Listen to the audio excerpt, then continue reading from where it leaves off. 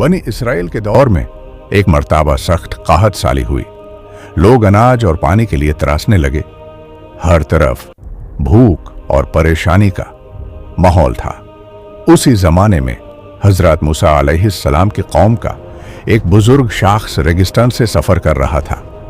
सफर करते करते रात के वक्त उसका गुजार एक बड़े रेत के टीले के पास से हुआ। उस बुजुर्ग ने उस रेत के टीले को देखा और दिल ही दिल में कहने लगा, या अल्लाह, अगर इस रेत के टेले के बराबर मेरे पास गंदुम होता तो मैं सब गरीबों में तकसीम कर देता।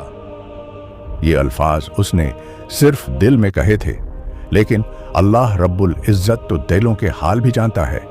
अल्लाह ताला को उस बुजुर्ग की ये सखावत भरी नीयत इतनी पसंद आए कि अल्लाह ने उसकी नीयत को कबूल फरमा लिया।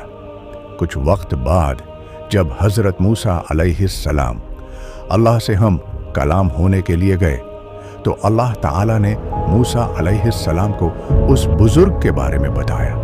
अल्लाह ने फरमाया, उस बंदे ने रेत के टीले को देख कर नीयत की थी कि अगर इस रेत के टेले के बराबर मेरे पास गंदुम होता तो मैं सब गरीबों में तकसीम कर देता।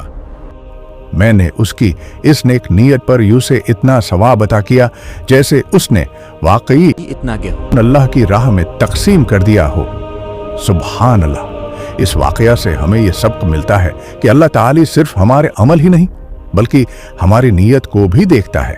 कभी कभी इंसान सिर्फ एक सच्ची और नेक नीयत की वजह से बहुत बड़ा सवाब कमा लेता है। उसी तरह बड़ी नीयत इंसान को गुनाह तक पहुंचा देती है। इसलिए हमेशा अपनी नीयत को साफ रखिए, क्योंकि अल्लाह दिलों के राज तक जानता है।